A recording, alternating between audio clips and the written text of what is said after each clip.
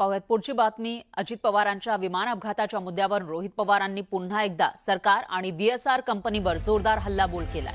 व्हीएसआर कंपनीच्या मालकावर गुन्हा दाखल करण्याची मागणी त्यांनी यावेळी केली। दरम्यान 28 जानेवारीलाच डीजीसीएचा अहवाल आला आणि तेव्हाच व्हीएसआरला क्लीन चिट देण्याचा पहिला प्रयत्न झाला असा गंभीर आरोप रोहित पवारांनी केलाय। तर नागरी उड्डाण मंत्र्यांनी सुद्धा पाठराखण केल्याची टीका रोहित पवारांनी केली।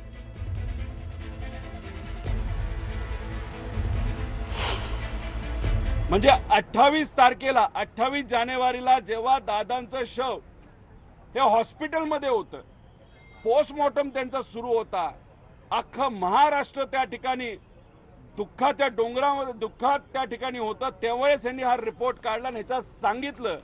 नाहीतर तिथं व्हीएसआरला क्लीन चिट देण्याचा पहिला प्रयत्न हा 28 जानेवारीला त्या ठिकाणी झाला। याच्यामध्ये सांगितलं होतं लेव्हल 1चं कुठेही काय त्या ठिकाणी अडचण आम्हाला जाणवली नाही। The multidisciplinary audit team observed several non compliances, म्हणजे अनेक त्रुटी त्यांना जाणवल्या।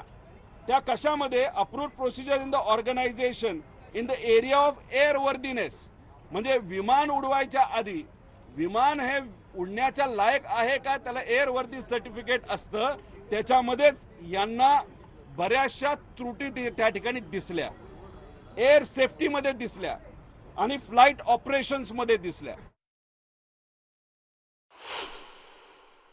अरे तुम्ही आता बोलताय नॉन कंप्लायन्स होता, पण आमचा नेता गेला ना, या महाराष्ट्राचा एक मोठा नेता जो आज उपमुख्यमंत्री असला, पण लोकांच्या मनामध्ये तो आज मुख्यमंत्री होता आणि उद्या तो 100% मुख्यमंत्री बनू शकला असता, असा आमचा मराठी नेता आज दुर्दैवाने नाही। आणि या रिपोर्टमध्ये तुम्ही म्हणता हो व्हीएसआर या कंपनीच्या प्रोसिजरमध्ये नॉन कंप्लायन्सेस होते।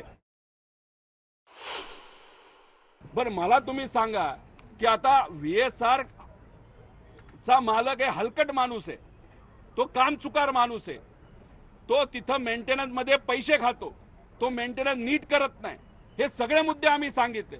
मग एखादा माणूस एखाद्या विषयामध्ये जर चोरी करत असेल, तो फक्त लेअर जेटमध्ये चोरी करणार आहे का? तो लेगेसीमध्ये चोरी करणार नाही का? तो ग्लोबल नावाच्या विमानामध्ये जे काही त्याच्याकडे आहेत त्याच्यामध्ये तो चोरी करणार नाही का?